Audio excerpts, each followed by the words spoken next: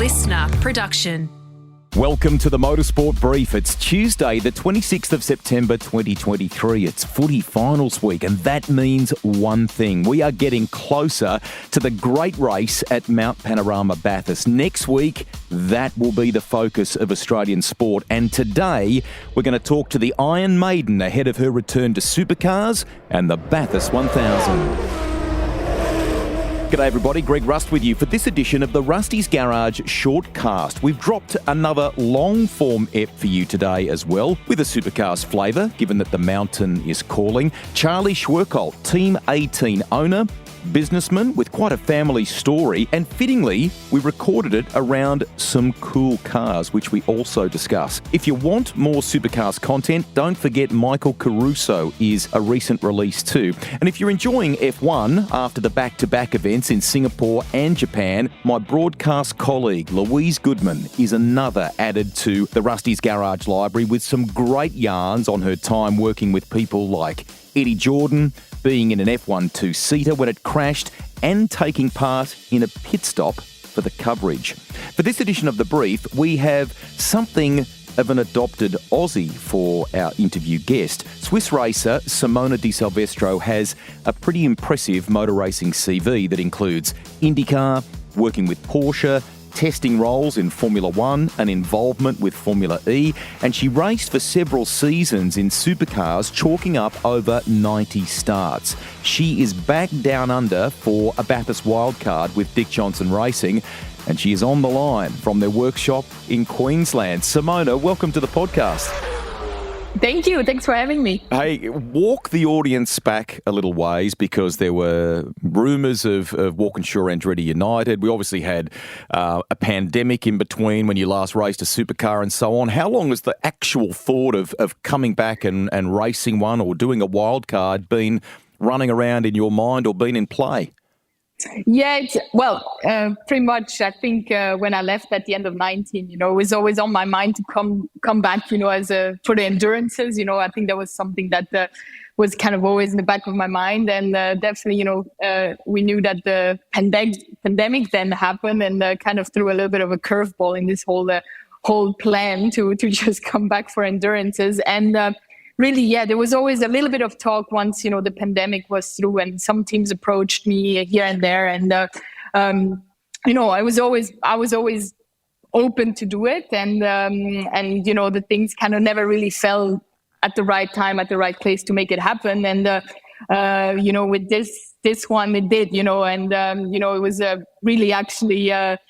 Ben just called me if I was keen to do it, and having DJR really called me to do Bathurst. I think as a comeback, I think it's definitely the coolest thing to do it with them, and I'm pretty proud to be racing for this team. So yeah, I'm happy that it all came together, and the car looks really good. So I can't wait to get around the racetrack again with it. We'll talk more about the car and that very cool paint scheme and things in a minute. You did give us a little bit of a scare, though, because we thought, 2023, this is going to be the year, and then you had a appendicitis or something, didn't you? Tell us about that, and are you back to full health?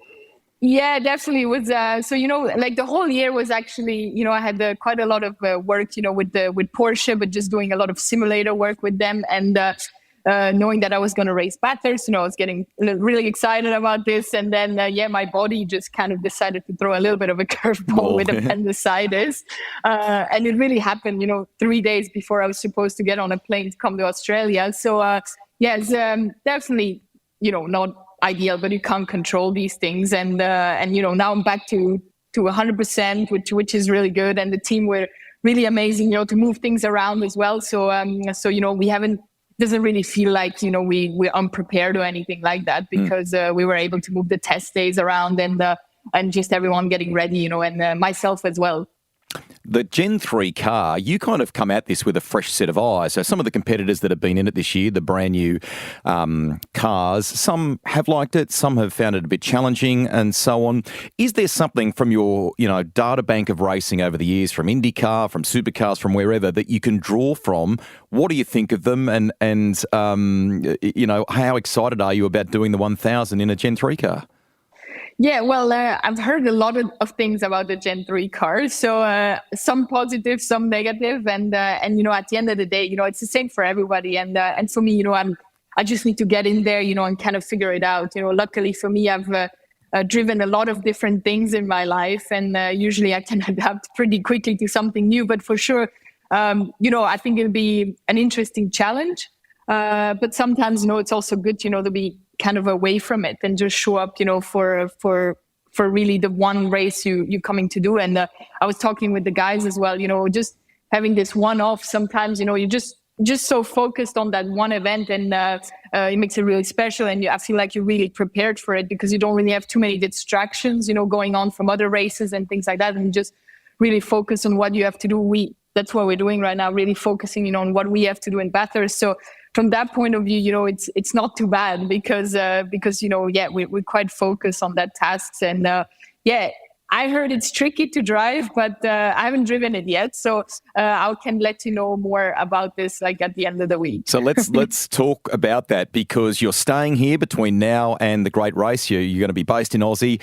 Give us a sense of how much you'll get in the way of miles. And you're working with a bright young driver that has a lot of potential and what seems like a very good future in supercars. You're going to kind of help mentor in that regard too, aren't you? Yeah, it makes me feel old a little bit, to be a mentor. You're not. Exactly. But no, I think it's I think it's a great opportunity for Kai. He's a really fast kid, and he's really eager, to learn as well. And we get along quite well. The last few days we've been spending a lot of time together. And being a bit of a mentor, I think it's quite special.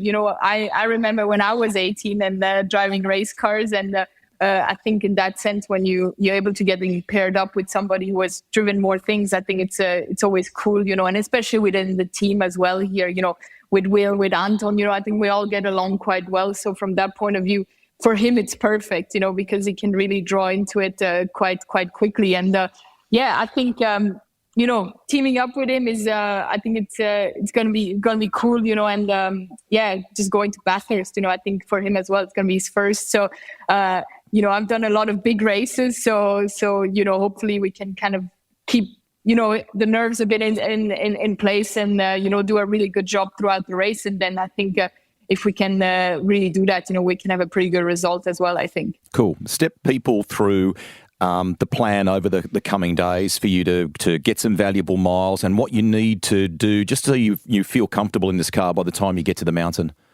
Yeah, so we have 2 days now happening this week of testing at QR, which will be good. So it'll be a lot of running, a lot of driver change, a lot of pit stop and things like that. And it's quite close to the race, in the sense, but it just feels like, once we get to the racetrack now on Thursday, we just have this ball that will be rolling and we'll be driving quite a lot.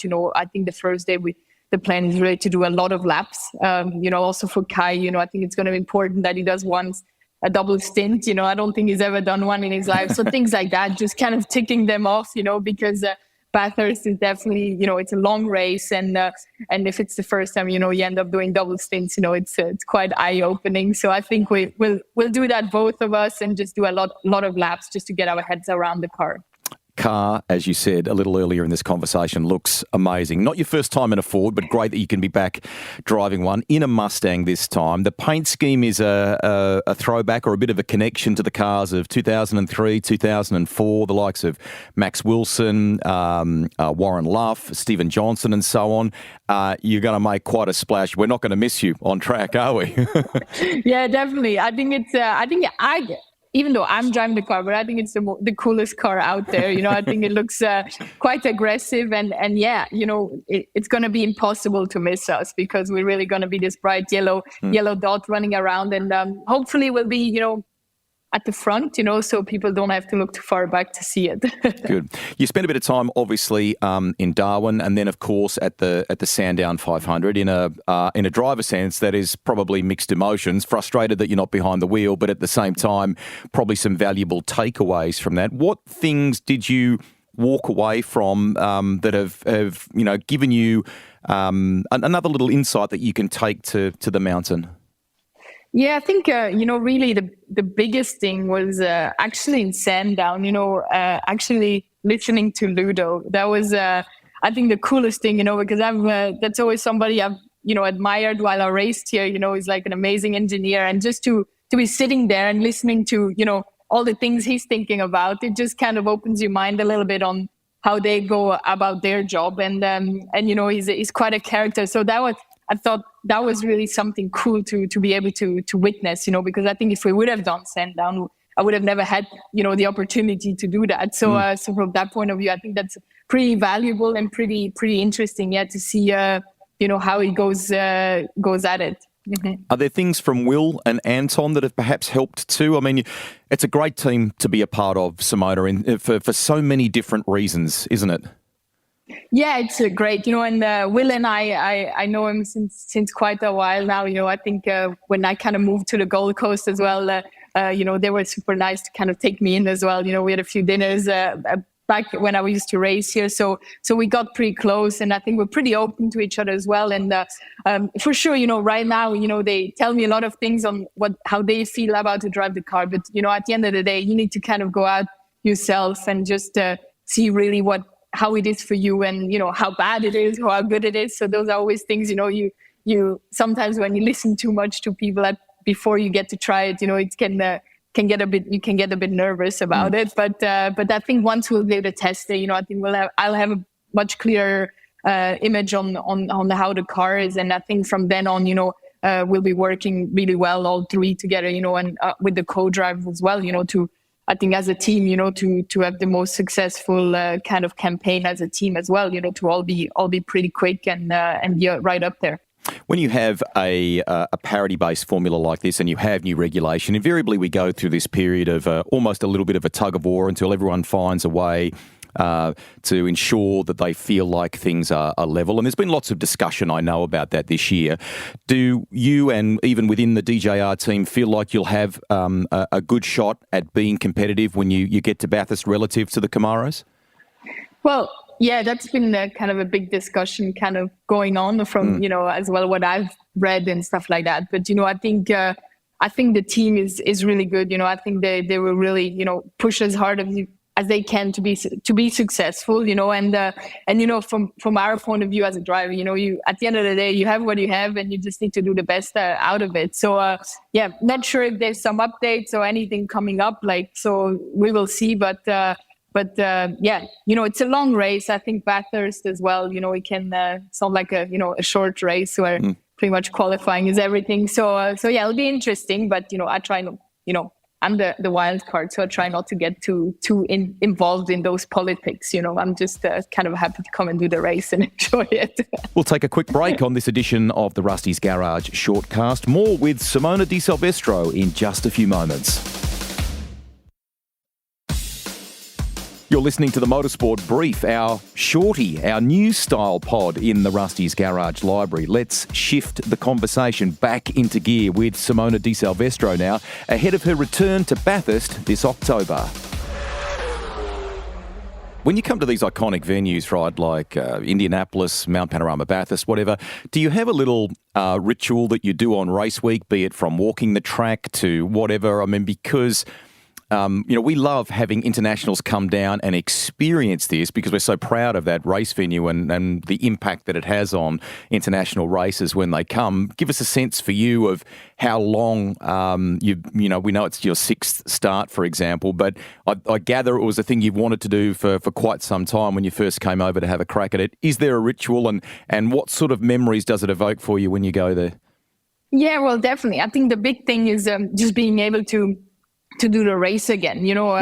I've been lucky to have done it a few times, and I think the older you get in your career and not really racing in the series, to get the call up to go do Bathurst, it's I think for a lot of us it's a bit of a no-brainer because it is such an iconic race. And the ritual, I feel like the more the years go by, the more you actually enjoy a bit of everything, because you have your little bit of routine on how things are going to unfold, until the race day.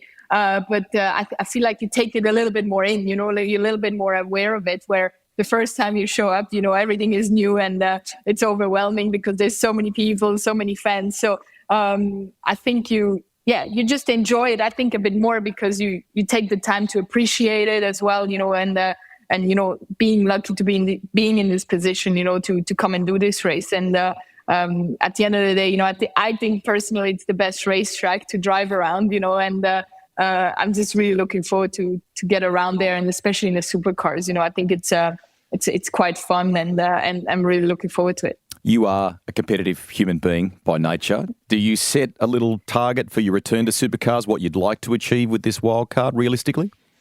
Yeah, I think, if I look at the result I've had, I was always around I would say top 13. That's really where we kind of always managed. There was one race where I think we would have had an easy top 10 until I ran out of talent, unfortunately. But, so I think, if things go really well, I think a top 10 could be something really good for us. And I think it's achievable. At the end of the day, there's so many things that can go on in this race. And we just need to really tick off all our boxes and the things we really can control. And from that point of view, I think if we come out of it in the top 10, I think it'd be quite a rewarding day.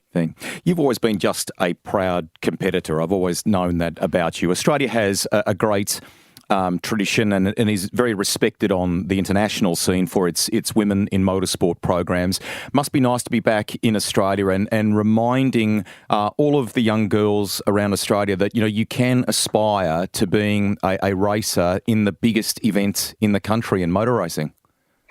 Yeah, for sure. I think especially here in Australia, I think you're such a sports nation, and I think with the World Cup as well in football and all that, I think I think all of these things are super important. I think and we can really inspire a lot of young people to go for their dreams. And for me to be the only girl, in the Bathurst 1000, I think it's quite special. And hopefully, in a few years, we will be more than just one, and I think that's the goal. And I think, from also the parents, I think I've seen a lot of, in Sandown, actually, I really saw, a lot of dads kind of bringing their girls, to the racetrack. And Excellent. I think that's cool to see. And I think that, now, I think the doors are starting to open a bit more, and it's really cool to see. And it's cool to be part of it as well, and to see that there's more and more involvement, for sure. Well done. Before we let you go,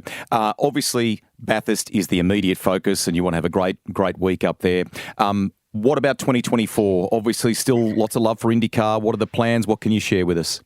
Not much at the moment, but I would say, if everything goes to plan, I think I'll have a really good thing going on next year. So hopefully it all comes together. One thing that my buddy Lee Diffie reminded me, he commentates obviously for NBC IndyCar, but also works on the Olympics. You are having a crack at the Olympics. Tell us about this. What's the plan? Come on. Yeah, it's a bit of a crazy idea, to be honest. And I think a lot of people think it's pretty crazy. But as a kid, I've always dreamt to go to the Olympics. And a few years ago, I just kind of tried to figure out how I could achieve this dream. And I feel like I'm the person who usually, tries to go for it, and I figured that driving a bobsled could be similar to driving a race car. And so that's the goal. We try to qualify for the Olympics in 2026. So it's a big ask, but I think we can manage. So yeah, that's kind of the goal. So it's a bit of a crazy dream, but sometimes you just gotta go for it, I guess. Yeah. I think it's a perfect fit. Motor racing and someone who enjoys speed sports, Winter Olympics. We hope that's a lot of fun and brings you some success too. Thank you. We hope it all comes together for you. Most importantly, welcome back to Oz. Have a fantastic couple of weeks here, and we really can't wait to see what you can do at the mountain. We hope that top 10 is in the offing for you. Enjoy. Thank you.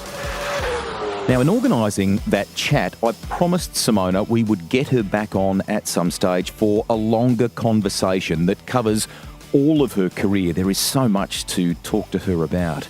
In other news, well done Oscar Piastri, picking up some silverware for the mantelpiece, joining the F1 Podium Club and at a famous venue too. Third at Suzuka in Japan behind teammate Lando Norris and race winner Max Verstappen.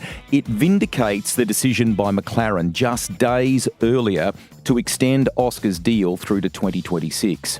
Meanwhile, there doesn't seem to be any immediate options for Liam Lawson, who was again the highest-placed AlphaTauri driver, finishing ahead of his teammate, the local hero Yuki Tsunoda. 11th for Liam, just outside the points. Daniel Ricciardo is expected to be back in that car for the next round. Dan's also been confirmed alongside Yuki for next season at the team.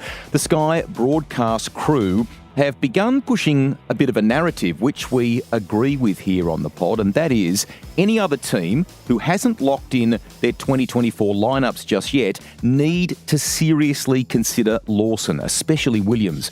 Surely the pressure on Sergio Perez, separately, must be beginning to build. He had a shocker in Japan, but he has a deal for next year, whatever that is worth in the brutal business of Formula One. Second place for Shane van Gisbergen at the Daybreaker Rally in New Zealand behind Hayden Paddon.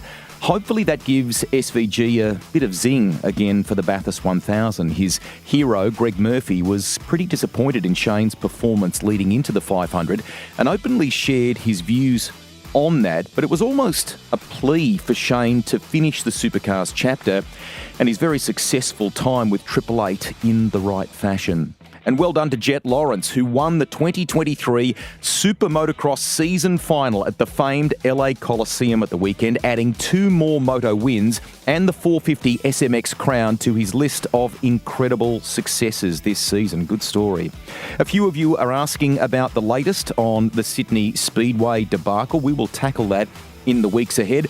And Jack Miller is joining us on the next edition of The Brief as we build up to MotoGP at Phillip Island in October as well. We'll catch you next time, everybody. Bye for now.